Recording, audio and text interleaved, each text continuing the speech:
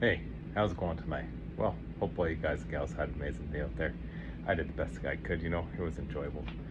Me and my son went swimming again and stuff, and yeah, it's just, he loves the pool, he was jumping off the side and things like that, and it was funny watching him take that little leap of confidence in itself, right?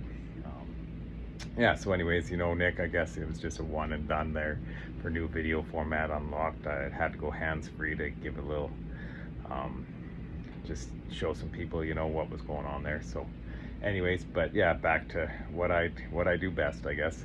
Um, but next time it's got to go hands free. Don't worry, there'll be a new format unlocked again. So yeah, I just thought I'd kind of talk about something that you know give a visual representation of, say, life, right?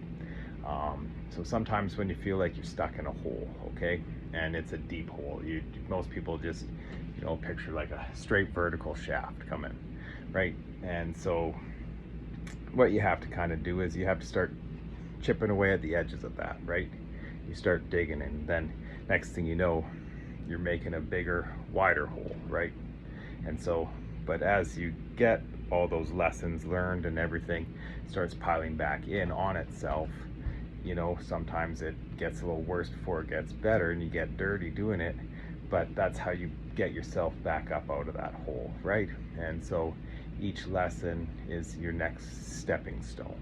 You don't dig straight out from right around you and make it collapse in on you, of course, right? But you continually just gradually start working your way out from just above you and let it go down below your feet, so to say, right? And then pretty soon, instead of having this tiny little narrow point of view of this one thing you're stuck in, it actually opens up a whole lot of other areas where you might have been going wrong potentially, or things like that in your life. But it brings those into realization. Next thing you know, that's how you get up out of that hole of darkness, so to say.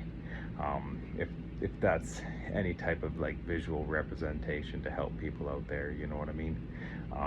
Because sometimes, yeah, you have to start looking at the whole big picture, right?